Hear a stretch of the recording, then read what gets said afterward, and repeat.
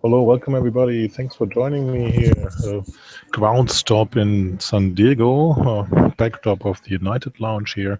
Actually quite well done, beautiful done. So it gives me some time to catch up on things which are on the sedimentary levels of my blog to-do list. And one of them is the spin merge of HPE selling pretty much all of his software to microservices, Microfocus in a microservices to Microfocus in what they call a spin merge of all non-strategic software assets in a 1.8 billion transaction.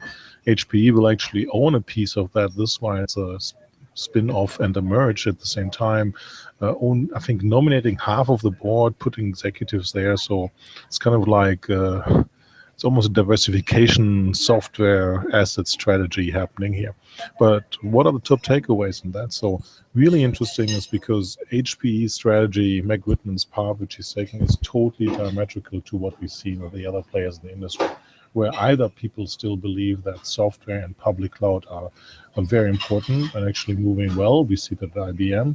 Or people see they have to get really, really big and figure out how to sell all these different things to the enterprise, which is with Dell.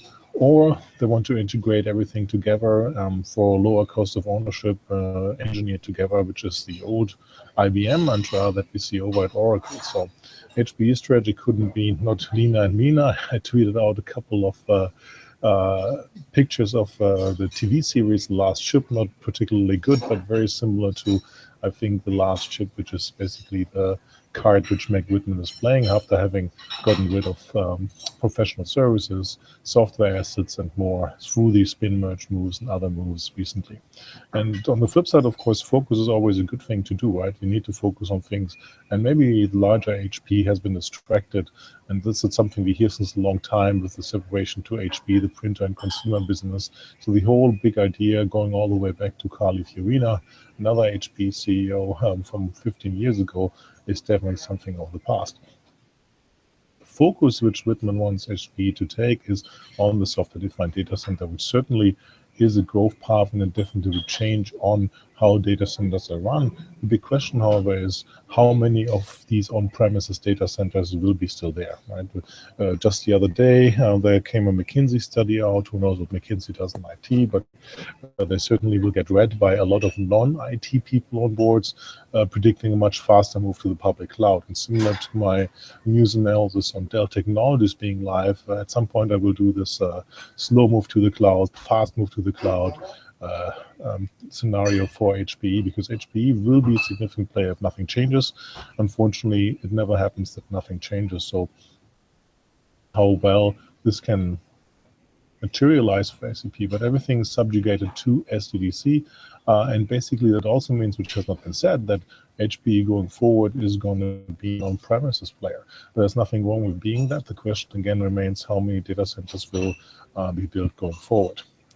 So overall point of view is remarkable speed at which Meg Whitman is shedding assets and spin merge moves or whatever the moves they want to call.